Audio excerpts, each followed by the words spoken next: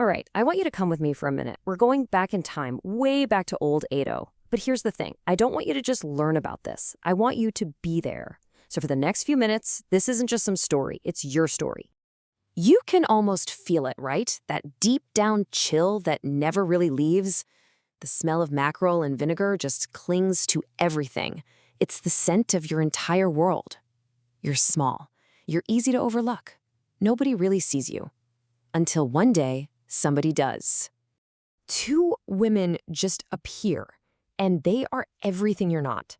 Your world of cold, murky water is suddenly invaded by their shimmering silk robes. Your world, smelling of fish, is completely overpowered by their expensive perfume. One of them looks at you, really studies you, but not like you're a person, more like an object. And then you hear it, the quiet clink of coins. A heavy pouch lands in your father's hand. He doesn't look at you. And in that awful silence, you get it. You've just been sold.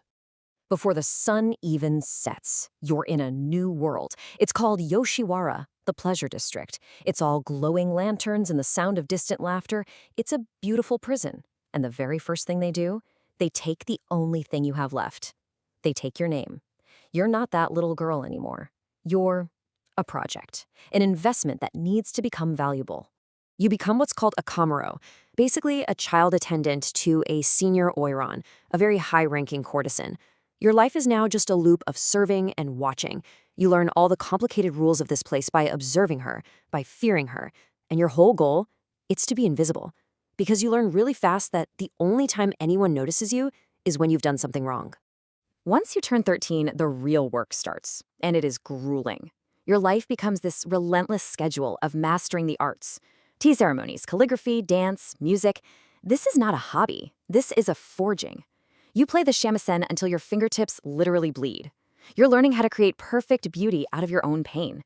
You're being polished, refined, perfected. And that's the real shift, isn't it? This isn't about growing up. This is about being taken apart and put back together as something else. Every smile, every word, every tiny gesture you make is rehearsed, calculated. You're not becoming a woman. You're becoming a work of art, a performance. And then the day finally comes, your debut. This is it. This is what all those years of training were for. At 16 years old, you are finally presented to the world. But not as a young woman, no, as a masterpiece, ready to be put on display. They wrap you in layer after layer of the most beautiful silk you've ever seen. But the weight, it's incredible. It's less like clothing and more like a beautiful, heavy suit of armor that you can barely move in. Your hair is turned into this towering sculpture, pinned with heavy, ornate combs and decorations. It's like a crown, really, and it's designed to make you look regal, distant, completely untouchable, an object to be admired from afar. And the shoes, you're wearing these tall, lacquered sandals that lift you way off the ground. But with the weight of the silks and the strange way you have to walk, every single step feels like you're sinking. So you're elevated and drowning, all at the same time. That night, your virginity is sold. It's a ceremony called the mizuage, and it's exactly what it sounds like, a transaction. It goes to the highest bidder, just one man.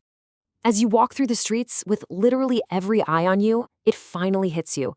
They don't see a girl. They see an image, a fantasy, a carefully built illusion. And in that moment, you finally understand. You are no longer a person. You're property. But, a strange thing happens after that. You become a full-fledged Oiran. And with that title comes a very strange, very specific kind of power. You learn how to control the one thing that every man there wants from you, your attention. So how does this actually work? Well, desire becomes your currency. Men write poems about you. They practically bankrupt themselves sending you gifts. They fight with each other just for a moment of your time. And in the middle of all that chaos, you choose. For the first time in your life, you have some small amount of control. But this place, they call it the floating world. And it's built on two things, youth and novelty. And time? Well, time is the one thing you can't control. Soon enough, new, younger girls start to arrive. And the spotlight, that intense spotlight that was always on you, it starts to shift. And look, this isn't just a feeling. It's something you can actually measure. You can see it right here, During your peak years, the invitations are just flooding in.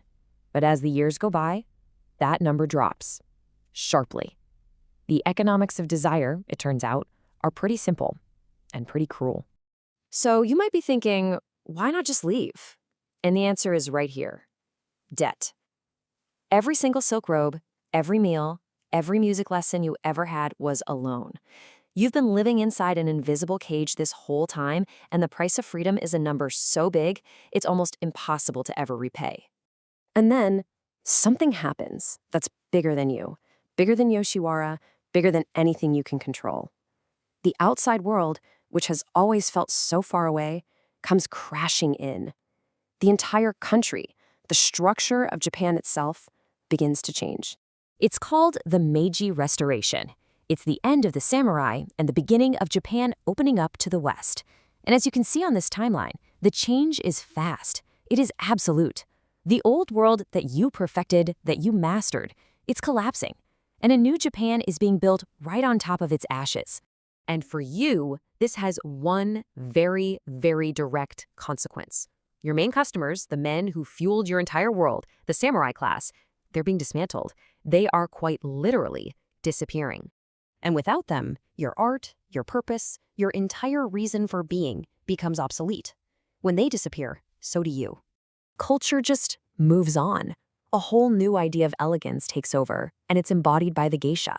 Your incredibly elaborate, untouchable art form is replaced by their simpler, more modern style. And just like that, the world forgets what an oiran even was. You become a ghost, haunting a world that's already moved on. So when it's all said and done, what was your life? It was never really your own. Your beauty wasn't natural. It was a design. Your grace wasn't inherent. It was a refinement. And your entire existence was, from beginning to end, a transaction. You were the most expensive, the most beautiful, and maybe the most tragic illusion of an entire era. And that leaves us with one last thought, doesn't it? As incredibly difficult as this life was, this world of illusion and debt was just one part of a much bigger, much more complicated story. And the world that replaced you, well, that has its own story of hardship, a story we might just have to look at next time.